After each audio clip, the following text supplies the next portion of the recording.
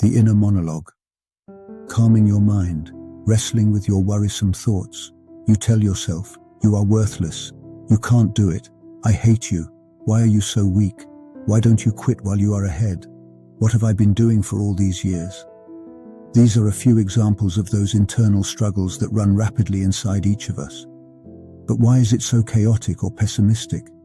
Why are we our own worst enemy? To start, we've got to look internally to ask that question. We have to go back to why we have doubts or even fears. Our upbringing was one key to this. Were you in a household where showing your emotions was a sign of weakness or even frowned upon? Were you in a broken home without a mum or dad in the house, or even both? Were you in an environment with constant struggles to fit in? Whether external influences or watching people you grew up with earn fast money. Our childhood played a pivotal role in creating our chaotic thoughts. But how do you turn off something that has been with you for most of your life or entirely? How do you change the very essence of who you are to date? For starters, it takes faith, believing in something greater than yourself, believing that there is a higher power to everything, whether it's God, Buddha, or Allah, in what you believe in. You have to believe that there is a purpose for you, a higher calling that puts you through these tests to make you into something greater than what you think you are. Use the chaos inside you as fuel and tame it into something else. Calm your mind and control your anger. Control the fire and rage that yearns inside you. Control it to a peaceful, flickering flame. I will use myself as an example.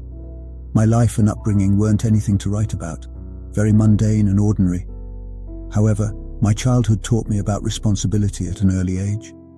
My dad passed away from stomach cancer when I was 7 years old. My mum passed away when I was 18 due to complications in her health. At the time of her death, she was legally blind and a diabetic. During her life, I had school, helping my sister with taking care of our mum by giving her the medication she had and giving her insulin shots, while also maintaining the chores around the house. To me, it wasn't even a question about what needed to be done. I didn't feel pressure or a burden. My sister made me feel as though we can handle anything if we had each other's back. That trust I had in my sister and the work ethic she instilled shaped me into the man I am today. Perfect?